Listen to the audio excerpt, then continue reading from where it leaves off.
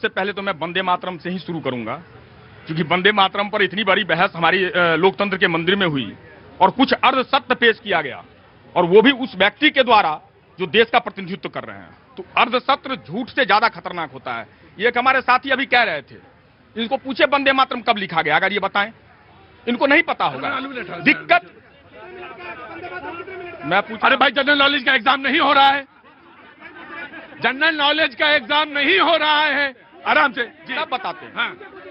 वंदे मातरम सर्वप्रथम जो लिखा गया, मात्र 2 अंतरा ही लिखा गया 1875 में, और बंकिम चंद्र चट्टोपाध्याय, आ जाओ बता दो, 1870 में उसको इम्प्लीमेंटेशन 1882 हुआ है। गलत है, गलत है। देख लीजिए। अब मेरी बात पूरी कर लूं तो शायद बेहतर हो। मैं वही वाली बात है, एक मिनट बात है, राष्ट्र गीत है, राष्ट्रगान है, जनगण।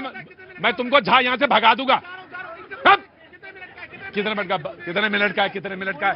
वो राष्ट्रगान में निर्धारित है, वो राष्ट्रगान में आधारित है, निर्धारित है। बाबा नहीं पता होगा कितना मिनट होता ही नहीं है। अरे रुका यार, तुम मिनट होता ही नहीं है, जाके पढ़ो पहले। 52 सेकंड में राष्ट्रगान गाया जाता है। कितने मिनट पढ़ रहे हो? पता कुछ है नहीं, आके ज्ञान बगा रहे हो। 52 सेकंड में मिनट नहीं पूरा होता, और वो राष्ट्रगान के लिए झा पढ़ो जाके पहले, और फिर आना। पहले पढ़ लिख लो थोड़ा। हाँ। उसके बाद मात्र 2 अंतरे लिखे गए थे उसके मुताबिक। हाँ, उसके बाद 1882 में जब आनंद मठ आई पुस्तक के रूप में, उसमें 4 अंतरे और जोड़े गए। लेकिन सबसे बड़ी बात जो आज प्रधानमंत्री जी ने 2 बातें कही, 1937 का जिक्र किया प्रधानमंत्री जी ने, और नेहरू जी की एक चिट्ठी का जिक्र किया। तो मैं प्रधानमंत्री जी का तथ्य आपके माध्यम से क्लियर कर दूं कि नेहरू जी की चिट्ठी 20 अक्टूबर को आई थी, लेकिन 17 अक्टूबर को एक चिट्ठी नेहरू जी को आई थी, और वो लिखा था नेताजी सुभाष चंद्र बोस जी ने, इसी मुद्दे को लेकर के कि ये मुद्दा कंट्रोवर्शियल होता जा रहा है। तो फिर नेहरू जी ने चिट्ठी लिखी, और इसका निष्पादन किसने किया? मौलाना साहब माफी के साथ चाहूंगा, आप वहां पर आपका तथ्य गलत था, मुस्लिम लीग थी। 28 अक्टूबर को पंडित नेहरू कलकत्ता जाते हैं, सुभाष बाबू पंडित नेहरू दोनों गुरुदेव के पास जाते हैं, और गुरुदेव कहते हैं, गुरुदेव रविंद्रनाथ टैगोर, मैं डेट कोट कर रहा हूं, ईयर पर मेरे लिए संदेह था, मैं डेट कोट कर रहा हूं, 28 अक्टूबर। 17 को सुभाष बाबू की चिट्ठी, 20 को नेहरू जी की चिट्ठी, 28 को जाकर के दोनों आदमी वहां बैठते हैं। गुरुदेव कहते हैं तथ्यात्मक रूप से इसमें कुछ भी गलत नहीं है, और उसको कांग्रेस की कार्यकारिणी, जिसमें सरदार पटेल, सुभाष चंद्र बोस, पंडित नेहरू, महात्मा गांधी और मौलाना अबुल कलाम आजाद जैसे लोगों ने रखा भी। और पहली बार की बात आती है कि कब गाया गया, प्रधानमंत्री वहां भी झूठ बोल गए। प्रधानमंत्री जी को कायदे से कहना चाहिए, क्या दिक्कत है? कांग्रेस इतनी बार तो आप बोलते हैं, एक बार बोल देते कांग्रेस के अधिवेशन में, उन्होंने कहा 1896 के एक अधिवेशन में गुरुदेव रविंद्रनाथ टैगोर जी ने गाया था। अरे कांग्रेस के अधिवेशन में गाया था प्रधानमंत्री जी, विश्व वो हिंदू महासभा का अधिवेशन आरएसएस का नहीं था। और उससे बड़ी बात, अगर वंदे मातरम सिरोधार रहे, इसमें कोई शक नहीं है, तो 1925 में फिर उसके बदले में दूसरा गीत क्यों लाया गया, यह प्रश्न है मेरा। उस गीत के बारे में बताया जाए। राइट, 1925 डेट में बता देता हूं। राष्ट्रीय स्वयंसेवक संघ क्या इशारा कर रहे थे जब जन्म होता है नागपुर में, तो उसका ये इशारा उस तरफ कर रहे थे। जी भैया जी, सबसे पहले मैं प्रभात जी को भी करेक्ट कर दूं, 1870 से इसका रिटर्न जो स्टार्ट हुआ था, और 1882 में एडॉप्शन हुआ था, पॉइंट 1। खैर, अब मैं दोनों को लूंगा, मौलाना आदरणीय चचा जी को, और चचा जी के बाद लूंगा इन कांग्रेस को प्रवक्ता को। चचा जी के अनुसार, अरे चचा उम्र गिना रहे थे ना कि कौन कब पैदा हुआ, इतना तो संस्कार लाइए, छोटे को बोलने दीजिए चचा, भतीजे समान हूं चचा। बोलो। हाँ, दूसरी बात मैं आपको कह रहा हूं कि ये कह रहे हैं कि मुस्लिम लीग ने नहीं किया, चलो कांग्रेस ने सुधार दिया, वरना ये संसद के बोले के बयान से ज्यादा अपने आप को करेक्ट समझते थे, ये जो मोदी जी ने कहा। मैं आपको एक बात बताता हूं साहब, कांग्रेस का दर्द बस इतना है कि उनके दिए हुए जख्मों को आप क्यों कुरेद देते हो, जो उन्होंने इतिहास में दे रखा है।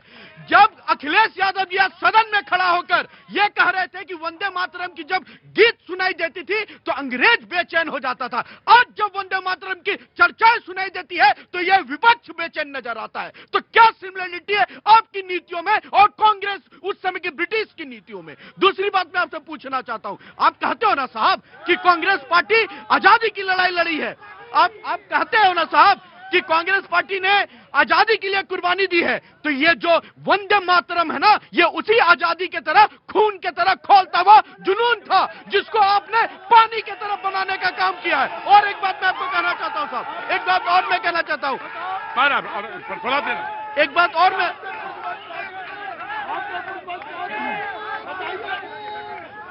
भैया जी, एक बात और मैं आपको बड़े जिम्मेदारी के साथ आपको कहना चाहता हूं। प्रियंका गांधी जी ने एक बात और कही, उन्होंने कहा एक दिन डिसाइड कर लीजिए साहब, नेहरू जी को कोसने के लिए, परिवारवाद पे बोलने के लिए मैं कांग्रेस पार्टी को और समस्त कांग्रेस के समर्थक को यह जिम्मेदारी के साथ कहना चाहता हूं, एक दिन तो क्या, जो जख्म, जो जुर्म आपने देश के लिए दिया ना, 7 जन्म मिट जाएंगे लेकिन वो जख्म नहीं भरेगा। वो आपने एक जनरेशन की जंग। वंदे मातरम ठीक है, आराम से जा, आराम से जी। बार बार बोल देने से देशभक्त नहीं हो जाओगे, जिम्मेदारी जब दिखाओगे तो बड़े देशभक्त कहलाओगे, ठीक है ना जी। जय जन मौलाना देखिए, इतनी बात कही है, पंडित जवाहरलाल नेहरू कोई आम आदमी व्यक्ति नहीं है, पढ़ा लिखा बैरिस्टर आदमी है और उसने पूरा बलिदान दिया है, उसके पुरजवानों ने दिया है, मोतीलाल नेहरू ने दिया है, इंदिरा गांधी ने दिया है, राजीव गांधी ने दिया है, और क्या चाहिए इनको? इनके पूर्व जो बताइए कोई है? भैया जी, मैं बड़े आदरणीय मौलाना जी और कांग्रेस, बताइए ना भाई साहब, अगर एक ने हमारे शेख गवार जी से लेके अनेक लोगों ने आजादी के बाद भी कुर्बानी दी, चचा आज एक लोगों ने कुर्बानी दी। दूसरी बात मैं कहना, बहुत इंपॉर्टेंट विषय है सर। देखिए, मैं इसलिए कहता हूं कि अपने बुढ़ापे को सही करो, नहीं तो कुछ नौजवान ऐसे ही बिगड़े निकल जाएंगे। ये क्या बुढ़ापा है भाई साहब, क्या संस्कार देंगे? चिल्ला रहे हैं। मुद्दा प्रतीक भैया यही है कि अगर कांग्रेस की बात आती है और भाजपा की बात आती है तो कांग्रेस को अपने इतिहास को याद करना होगा कि जरूरी है सर। कांग्रेस के पहले अध्यक्ष वीसी जो थे आपके, वीसी बनर्जी, और भाजपा के फाउंडर दोनों आते हैं बंगाल से। लेकिन एक कांग्रेस की नीति आज देश तोड़ो नीति पे है और एक भाजपा की नीति अंत्योदय मूल। मैंने प्रियंका जी को सुना कि इस चर्चा की क्या आवश्यकता है, मतलब जो गीत भारत की स्वतंत्रता में एक काया पुरुष के तरह योद्धा बना, आज हम उसके प्रति कृतज्ञता नहीं अर्पित करें? क्या आने वाली पीढ़ियों को हम वंदे मातरम के बारे में नहीं बताए? सारे भवन, सारे नगर, सारे बिल्डिंग एक परिवार के नाम पे होना चाहिए, यही चाहती है प्रियंका गांधी। क्या वंदे मातरम की महत्ता पर नहीं? अब मैं दूसरा पॉइंट लूंगा। एक बहुत महत्वपूर्ण पॉइंट है, बहुत महत्वपूर्ण पॉइंट है। आराम से। जब ये राष्ट्रगीत है, भारत के संविधान का हिस्सा है, तो राष्ट्रगीत का अपमान संविधान का अपमान है।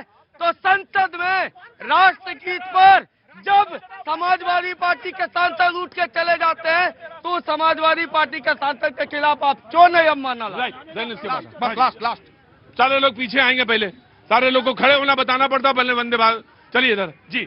मैं उस धरती से आता हूं जहां हिंदुस्तान का सबसे कम उम्र का व्यक्ति फांसी चढ़ा, खुदीराम बोस, और वो कहते थे कि मुजफ्फरपुर जाइबो, किंग्सफोर्ड मारबो, हांसी हांसी चढ़बो फांसी, देखबे भारतवासी। लेकिन जो जिनके बारे में गिनवा रहे हैं, इनके राजनीतिक पुरोधा कहते थे कि रोजे रोजे मांगबो माफी और देखबे भारतवासी। आज प्रियंका जी ने कहा कि जितने प्रधानमंत्री 12 साल है ना, उतने साल नेहरू जी जेल में। जितने दिन से सोनिया गांधी जी कांग्रेस के अध्यक्ष ना, उससे ज्यादा दिनों तक सावरकर काला पानी की सजा भोग रहे थे। ये माफी नहीं मांगा, ये अमरचंद है, पैर का धूल से बराबर नहीं हो। पैर का वो लेटर निकालो, गांधी जी ने लिखा, मिस ओबीडियंट, गांधी नेहरू जी का वो लेटर निकालो। आराम से, cool down, cool down, cool down, cool down, cool down, cool down, cool down, cool down. समझ, इधर आइए, आ जाइए, इधर आइए, इधर आइए, इधर आइए, आराम से, आराम से जी। समझ, रुको यहाँ यार। वंदे मातरम, वंदे मातरम, वंदे मातरम केवल गीत नहीं है, वंदे मातरम वो जुनून है, वो जुनून है, वो गौरव है।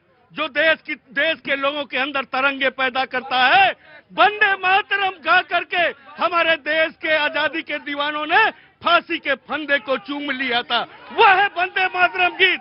ये भारतीय जनता पार्टी के लोग क्या जाने, भारतीय जनता पार्टी के लोग तब वंदे मातरम नहीं गाए हैं। आज इनको टूल गीत के रूप में वंदे मातरम याद आ रहा है। क्या बात करें, ये पॉलिटिकल टूल बना रखे हैं, लेकिन वंदे मातरम वो गीत था जिसने देश को आजाद कराने के लिए टेक योर पॉइंट जी पूरे देश को एक सूत्र में बांधा था।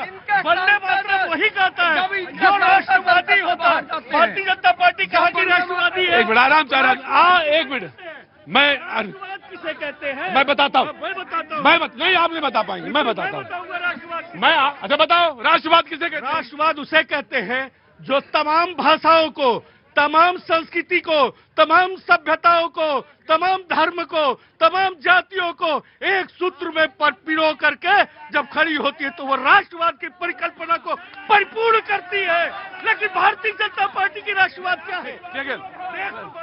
चलिए